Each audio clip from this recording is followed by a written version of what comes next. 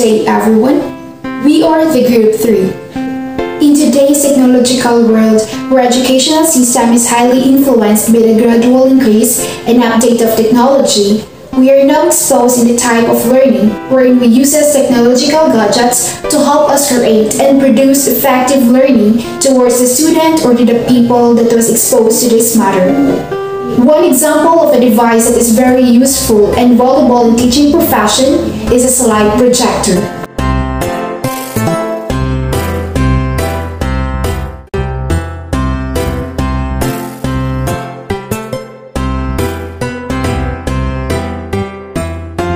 It is a mechanical device that projects an enlarged image of a slide into a screen.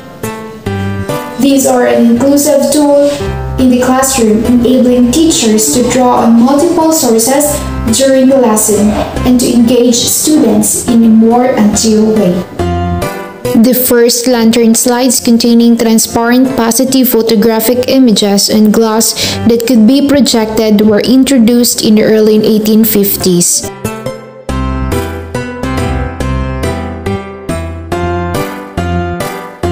There are multiple types of slide projectors. Overhead slide projector, round tray slide projector, single slide projector, slide cube projector, stack loading slide projector, stereo slide projector, straight tray slide projector. Hi everyone, so for my task this morning is to share to you the advantages and the disadvantages of slide projectors. We have 6 examples here. We have the greater technology, versatility, better use of class time, better use for student presentation, large picture size, greater teaching versatility. Projectors release teachers from being bound to chalk and dry erase boards to present information to their students. Many projectors also deliver exceptional sound quality, which is advantageous when listening to music or nature films. Better use of class time. Prior to the use of projectors in the classroom, teachers had to spend time writing notes on the board as well as erasing information due to limited space. Teachers may also find that they spend less time repeating or rewriting information that is now accessible with a simple click. Better use for student presentations. Additionally, presentations on a projector reduce the need to make copies of materials to pass out to classmates during presentations that can now be displayed for the entire class to view at once. Large picture size. Front projectors generate the largest viable photo size. You can use them to create very large display screen experience of a business film theater in your own home. Most projectors produce stunning pictures of sizes of 90 to 120 diagonal, which is far large than something you can get with flat screen TVs or rear projection TVs. And now let's proceed to the disadvantages of slide projectors.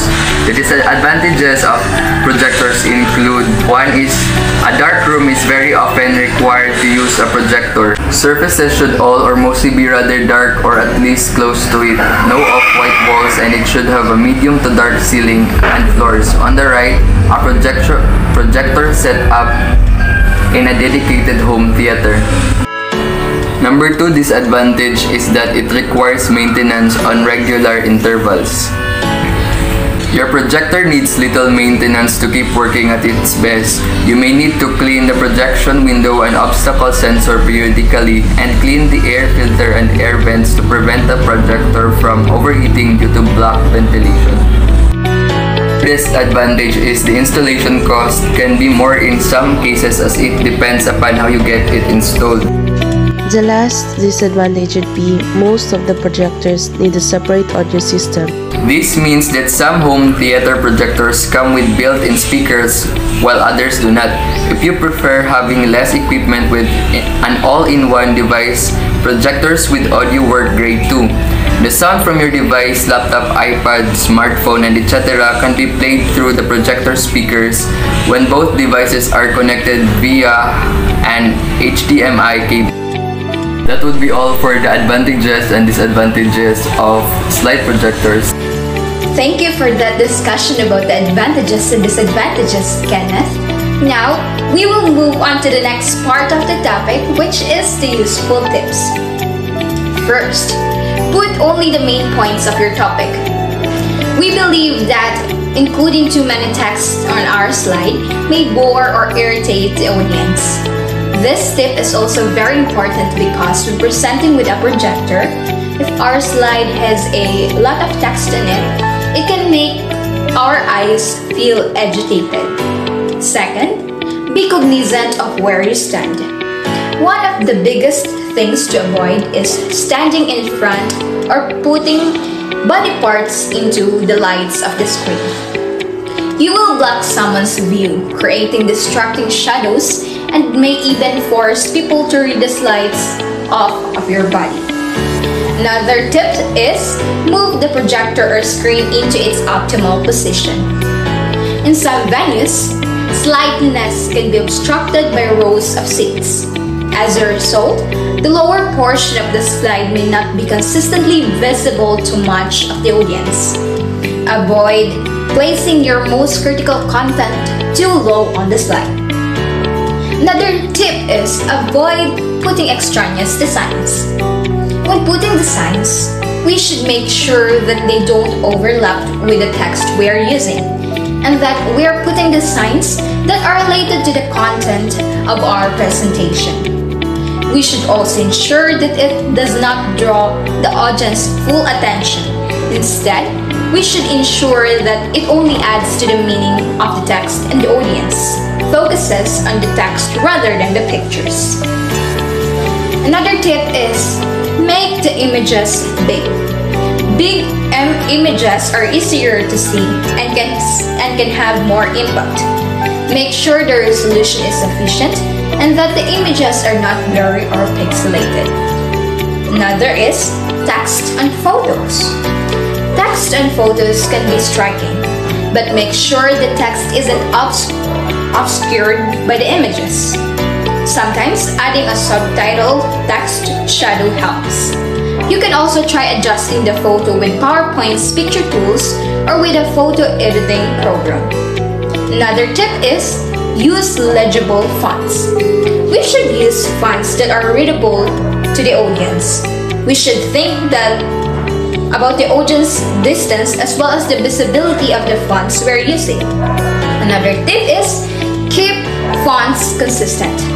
When creating a PowerPoint presentation, it is a good idea to limit the number of fonts used in each slide and throughout your presentation.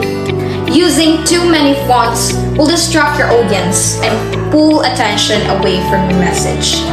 A good rule of thumb is to use more than 2 or 3 fonts throughout the entire presentation. Keep like ideas in one font and add additional fonts with care. Another tip is keep the lights on. If possible, avoid shutting off all the lights in a room. Most modern projectors are bright enough to make the slide visible. With room lights on, you'll be able to see and respond to your audience reaction, and they are less likely to multitask or even fall asleep. Another tip is use fewer words per slides. Lastly, no matter what technology you use to present, be careful not to overload your slide with information. Moreover, cut down on slide time altogether and spend more time conversing directly with your audience. Consider the environment in which you will present your slide. Yes, we should think about where the projector will be placed so that we can adjust our slide presentation, designs, fonts, and colors to the wall, lighting, and cloth we will be using or encountering while presenting. This will make our presentation even more appropriate for the audience. Another tip is use art to help convey your message. Use graphics to help them tell your story. Don't overwhelm your audience by adding too many graphics to a slide. So, there you have it. That's all the tips we have for you on slide projectors. That also concludes our overall discussion. Once again, this is the third group and the topic is slide projectors. Thank you for your time and thanks for watching.